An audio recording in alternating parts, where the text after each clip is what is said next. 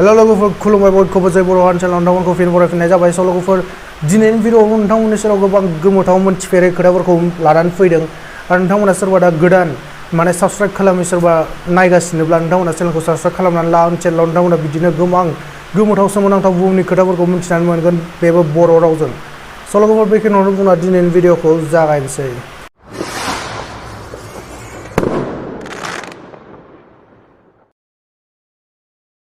Fact number 5 नोंथांमोना मिथिगौना जोंनि दा कलकाता माने गोदोनि केलकातानिफ्राय लन्दनसिम सानसे समाव बासनि सार्भिस सोलियोमोन लोगोफोर। माने केलकातानिफ्राय नों लन्दनसिम बासनि गेजेरजों थांनो हायोमोन, बिदि लामा दङमोन। लन्दना माहाय आरो नै केलकाताया जोंनि माहाय खैथा हादोर बारलांनानै जों इंलेन्ड मोनहैयो नङा होमबा लोगोफोर। नाथाय बे सैथो 1960 मायथाइयाव आल्बार्ट टुर्स मुंनि कम्पानिया बे बास सार्भिसखौ होदोंमोन केलकातानिफ्राय लन्दन। आरो बे 50 दिननि जायोमोन लोगोफोर जार्निया, 50 साननि। आरो बेनि लामानि जानथाया 33,000 किल'मिटार। आरो लोगोफोर बे टिकेट गांसेनि दामा गोदो 500 राङानो जोंनि गोबां जाफैयामोन होमबा। स' बिदि इनफ्लेसनखौ जों पारसेन्टखौ मिलायनानै दिहुनोब्ला बेनि गांसे टिकेटनि दामा 1,20,000 मा 1,20,000 रुपिस गांसे टिकेटनि दामा लोगोफोर। आरो बे बासाव सब फेसिलिटि दंखायोमोन, बिदि उन्दुनो हानाय बेड, बिदि हासुनो हानाय खिनो हानाय सब सार्भिस बेहाय दंखायोमोन। आरो दिनै एसेबां दावगाबायबाबो एसेबां एडभान्स बासेसफोर ओंखारबायब्लाबो बेबायदि बास दासिमबो दिहुननो हायाखै, मानोकि एथ' गोजान थांनाय बास दासिमबो गैया जोंनि गेजेराव।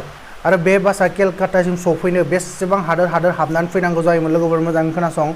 बे गिबियाव इंलेन्डनिफ्राय बेलजियामाव हाबोमोन, बेलजियामनिफ्राय जार्मानी, जार्मानीनिफ्राय अस्ट्रिया, अस्ट्रियानिफ्राय बे फैयोमोन जुग'स्लाभिया, जुग'स्लाभियानिफ्राय फैयोमोन बुलगेरिया, बुलगेरियानिफ्राय फैयोमोन बे तुर्की, तुर्कीनिफ्राय फैयोमोन इरान, इराननिफ्राय हाबोमोन आफगानिस्तानाव, बेनिफ्राय पाकिस्तान, बेनिफ्राय इन्डिया लोगोफोर। सानदो माबायदि बे माने बिदि दाबो जुदि बिदि सार्भिस फैफिनोबाबो ना खेबसेबाबो लाइफआव बेखौ माने ट्रेभेल खालामनानै नायनांगोन, जोबोद गोमोथाव जागोन, इन्टारेस्टिं जागोन बे लोगोफोर। फैक्ट नाम्बार 4 नोंथांमोना मोनसे खोथा मोजाङै सानफेरदोंना? दा जेनेबा नोंथांमोना मोनसे सिमनि रिसार्ज खालामोब्ला मा होनो, जेनेबा आङो 1 मान्थनिखौसो खालामबायलै, आं जेनेबा 3 मान्थ्सनिखौ खालामखाबाय, बिदि नङा होमब्ला लोगोफोर। नाथाय बे 1 मान्थआव दि 28 डेजल' थायो बेखौथ' जों होना आं 28 डेजनिखौ खालामबाय। आरो 3 मान्थ्सआव जोंनिया 84 डेजल' भेलिडिटि होयो, बेखौ होना जों 84 डेजनिखौ खालामबाय। बा डाइरेक्ट 1 मान्थनिखौ खालामबाय, 3 मान्थ्सनिखौ खालामबाय, बिदिसो होनो नङा होमब्ला लोगोफोर बांसिनानो। आरो बे जेबो नङा, बे सिम कार्ड कम्पानिफोरनि मार्केटिं स्ट्रेटेजिसो मोनसे।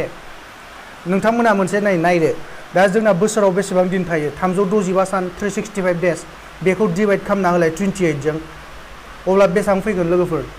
13 मान्थ्स फैयो। अब्ला बोसोराव जोंना बेसेबां दान थायो? 12 दानल'सो, मोनसे दान एक्सट्रा मोनबायना। बे मोनसे दान एक्सट्रायाव बेसोर जुदि 199 करे मोनब्लाबो सासे सुबुङाव बेसोरनि कम्पानिनि बेसेबां इउजार्स दं नोंथांमोना मिथिगौ ना? मोनसे कम्पानियाव 20 कररखौनो हमना लाबाय दे, 20 करर इउजार दं जेनेबा एयारटेलनि, भडाफननिफोरा। अब्ला बे 20 कररसआव 199 करे मोनब्ला सासेयावनो बेसेबां करर बेसा प्रफिट जाखो होमब्ला सानदो लोगोफोर। आरो बेखौ जों सानफ्लाङानो, बे साननैयालाय माखाय 1 मान्थखौनो होनबाय, नाथाय बे साननैयावनो बोसोराव जों बिसोरो 1 मान्थनि एक्सट्रा रिसार्जनि फैसा मोननो हायो लोगोफोर। बे मोनसे मार्केटिं स्ट्रेटेजिसो। आरो बिसोर जुदि बेनि बारै सोङोब्ला मा बुङो मिथिबायना? बिसोर मा होनो, मोनसे दानाव मालाबा 30 सान थायो, 31 सान थायो, आरो मालाबा फेब्रुवारियाव 28-29 सानल' थाबावो। बेनिखायनो बिसोर बयनिख्रुइबो मिनिमाम 28 सानखौ लायो होननानै बुङो। बिदिबाथ' बिसोरो 30खौबो लाजागौमोन, फेब्रुवारि दानावल'सो 29 थायो नङा होमब्ला लोगोफोर। बे सानसेया जेबो नङा, 30खौनो लामोन जमायै नङा होमब्ला लोगोफोर।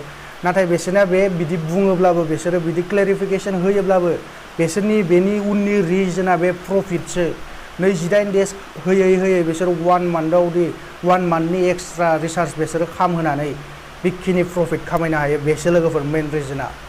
फैक्ट नाम्बार 3 नोंथांमोनाथ' नाम्बार प्लेटनि गुबुन गुबुन कालारखौ नुनो मोनखाबाय जानांगौ। जोंनि गेजेराव बांसिन गुफुर आरो गोमोखौ नुनो मोनो, येल्ल', वाइट आरो येल्ल'।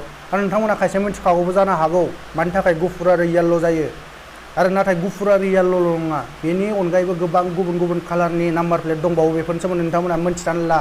स' मोजां खोनासं, गुफुर नाम्बार प्लेटआ जाहैबाय प्राइभेट कार। जेनेबा आं गंसे कार बायबाय, आं गावनो बेखौ सालायो, माने जेबो कमार्शियेल खामानिनि थाखाय नङा, गावनि थाखायल'।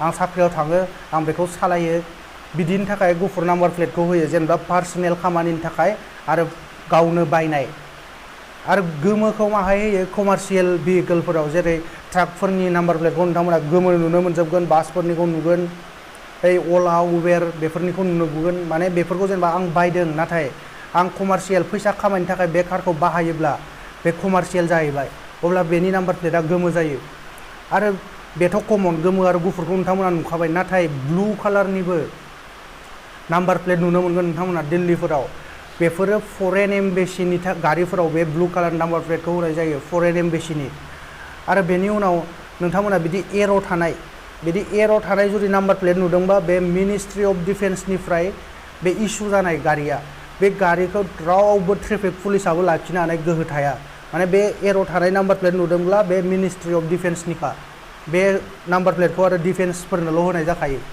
बेनि उनाव नोंथांमोना ग्रीन कालारनि नाम्बार प्लेटबो नुनो मोनसिगोन आरो नुनो मोनबायानो खायसे जायगाफोराव जोंनियावसो नुथ'वा दा गुवाहाटीफोरावबो नुवा आरो बे ग्रीन कालारनि नाम्बार प्लेटआ दिन्थियो माने माहाय लागायनाय जायो बे ग्रीन कालार नाम्बार प्लेटखौ जाय गारिफोरा माने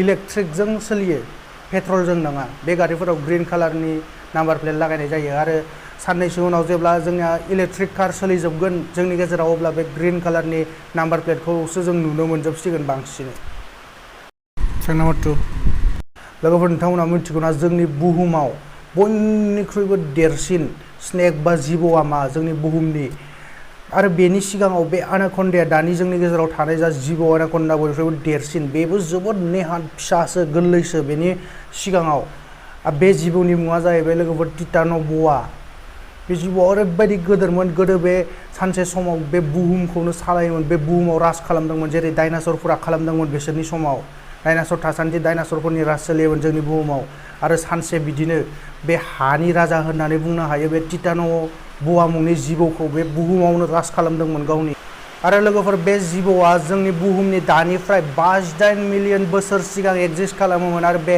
10 लाख बोसोर बे बुहुमनि बयनिख्रुइबो गिदिरसिन जिबौमोन आरो बे बुहुमाव 10 लाख बोसोरसिम राज खालामदोंमोन गावनि आरो बे जिबौआ 43 फिट गोलाव लोगोफोर आरो बेनि गिलिरा 1 टन माने 1000 किल'ग्राम सान्दो बेसेबां गिदिर आरो बे गोदो बायदि जोबोद गिदिर टार्टल बा खासेव थायोमोन ना बेखौ बे खेबसेयैनो मन'नो हायोमोन क्रकडाइलफोरखौ खेबसेयैनो मन'योमोन आरो बिदिनो बे जोबोद गिदिर जुनारफोरखौबो खेबसेयैनो मन'नानै जानो हायोमोन ओरैबायदि गिदिरमोन बे जिबौआ आरो लोगोफोर बेनि हाराखौ गिबियै कलम्बियायाव मोननो हानाय जादोंमोन बेनि उनाव दानि बयनिख्रुइबो जोंनि बुहुमाव जोंनि गेजेरावनो थानाय बयनिख्रुइबो गिदिरसिन जिबौआ जाहैबाय ग्रीन एनाकन्डा बेनि गिलिरा 227 किल'ग्राम 227 किल'ग्राम आरो बै टिटान'ब'आ 1000 किल'ग्राममोन बेनि गिलिरा सान्दो अब्ला बेसे डिफारेन्स दं लोगोफोर आरो बे जिबौआ जुदि दाबो जोंनि गेजेराव एक्जिस्ट खालामोमोनब्ला जों सुबुङा मा जागौमोन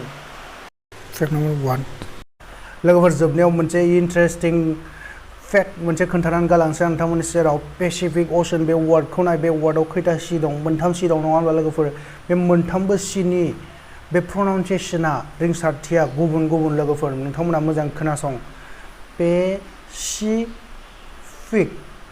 अcean गोमोथाव ना लोगोफोर स' बेबायदिनो गोबां गोमोथाव सोमोनांथाव खोथाफोरनि सायाव नोंथांमोना आंनि चेनेलाव भिडिअ नुबाय थानो मोनगोन बेनिखायनो चेनेलाव गोदान फैदोंब्ला चेनेलखौ साबस्क्राइब खालामनानै ला आरो भिडिअखौ मोजां मोनदोंब्ला प्लिज लाइक खालामनो हायोब्ला शेयार खालामना होदो लोगोफोरजों फिन लोगो मोनगोन गोदान मोनसे video till then tata bye लोगोफोर जै बर'